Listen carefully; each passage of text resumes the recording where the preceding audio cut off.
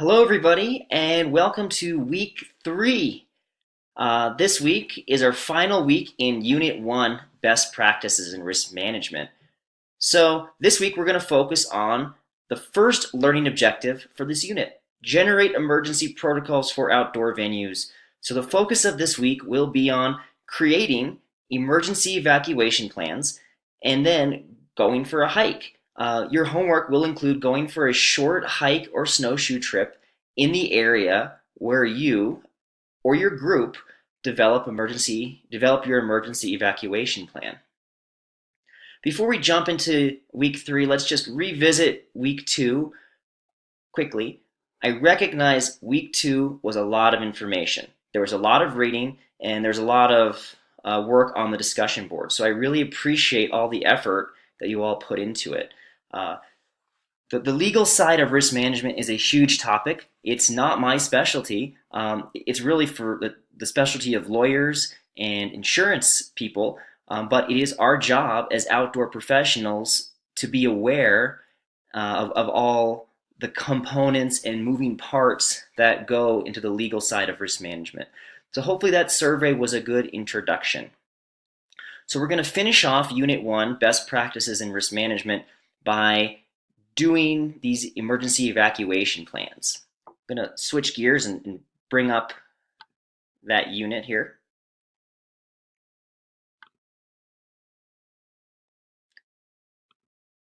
Week 3, emergency evacuation plans.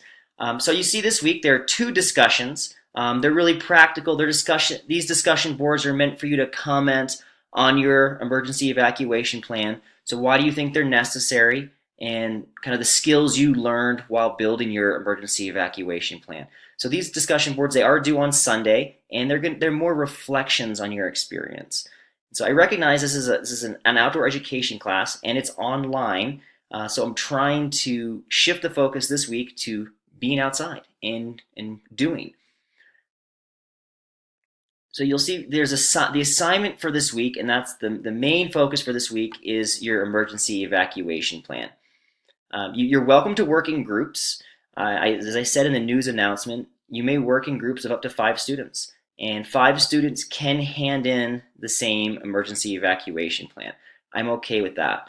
The point is to work and create this EEP and then implement it. And working in a group setting, it's realistic in this industry. So I am totally fine if groups want to submit EEPs together. Just make sure that everybody's name is on the assignment so everyone can get full credit. So the way the assignment works, it's going to be in a few parts.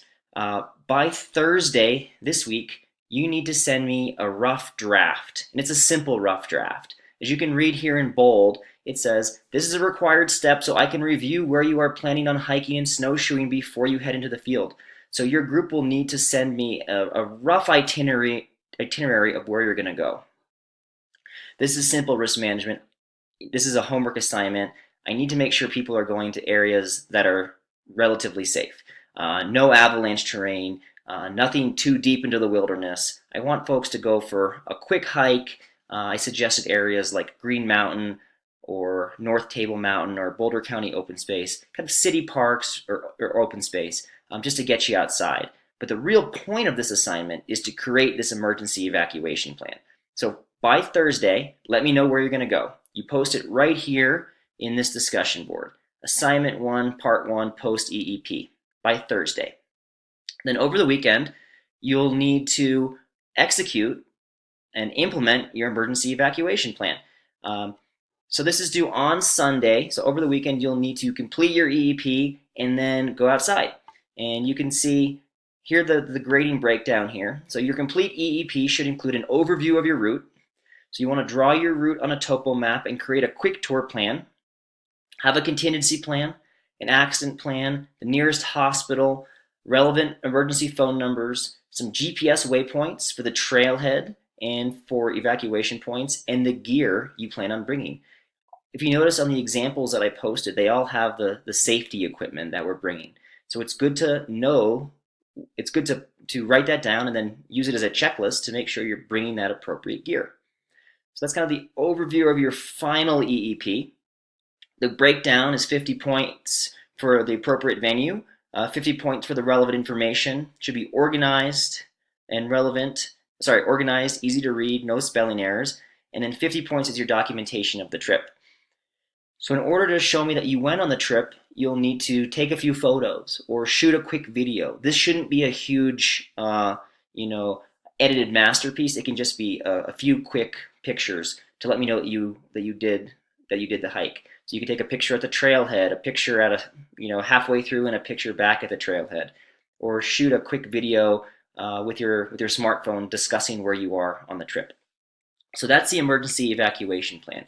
My goal is that this is useful, it's fun, it gets you outside, and you see that this is the final component of the best practices in risk management. If you read that handout that I wrote up, you'll see that this is something that I do for all of my trips. I showed some folks in the avalanche course I taught last weekend the emergency evacuation plan that me and all the other instructors had with us. So this is something that we do as outdoor professionals. It is best practice to outline your route and have a contingency plan and know where help can be found. So that's it for the EEP. So you have the EEP to do, you have the 2 discussions. It should be more of a hands-on week. So hopefully the weather looks great. So hopefully this is a fun assignment that you can get outside with your friends.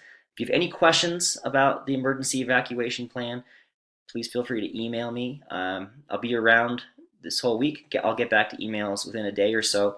So I want everyone to know what they're doing and feel like they're set up for success. So please contact me if that's not the case. That's it for week 3. Enjoy this beautiful weather. Enjoy getting outside. And I look forward to reading your EEPs and hearing your thoughts on the discussion board. There's one last thing.